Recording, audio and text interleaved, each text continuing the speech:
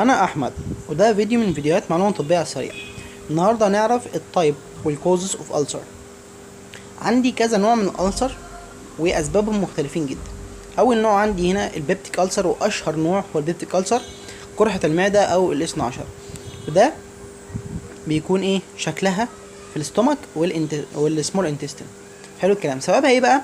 سببها عندي مثلا انكريز الاتش سيل، حمض الاتش سيل، او مثلا سببها ادويه زي النون سترويدال انتي انفلاماتوري دراج، المسكنات. لو خدت مسكنات بكميه كبيره بتعمل لي ألسر بالشكل ده كده. تاني نوع عندي هو الماوس ألسر. الماوس ألسر قرحة الفم، بيكون بالشكل ده كده، وممكن تيجي في اللثة واللسان كمان. حلو الكلام. بيكون سببها ايه؟ مثلا طبعا العامل الأكبر التوتر. حلو الكلام.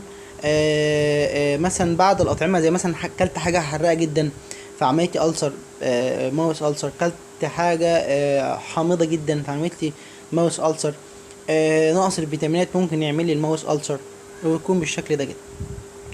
تالت نوع عندي البريشر ألسر، ده قرحة الفراش. دي بتيجي للناس اللي طريحي الفراش بسبب تلامس الجلد لفترة طويلة جدا. سببها بتكون بالشكل ده كده. ايه السبب؟ بيكون سببها عدم الحركة طبعا، والرطوبة الزايدة وهكذا.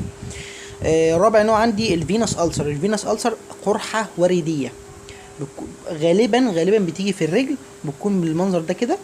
سببها ايه؟ دي بيكون سببها في يعني فشل وريدي مزمن، او الاشهر بيكون بسبب الدوالي. يكون شخص عنده دوالي فممكن تعمل له ايه الفينوس ألسر دي. خامس نوع عندي وهو الارتيريال ألسر. الارتيريال ألسر ده قرحة شريانية، بيكون منظرها بالشكل ده كده. سببها ايه؟ دي بتبقى سبب اسكيميا، او يعني فشل، او مش فشل، ممكن نقول تصلب شرياني مثلا. او طبعا ريسك فاكتور للناس اللي عندها ايه سكر، الناس اللي بتدخن بكميات كبيره وكذا.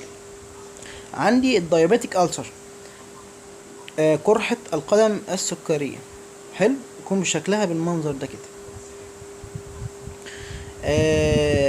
سببها ايه؟ طبعا احنا عارفين ان الدايابيتيك بيشنت بيبقى عنده التهاب في الاعصاب الطرفيه او ضعف في الاعصاب الطرفيه، فالضعف ده والالتهاب ده ممكن يعمل لي ألسر، وبيكون بالمنظر ده.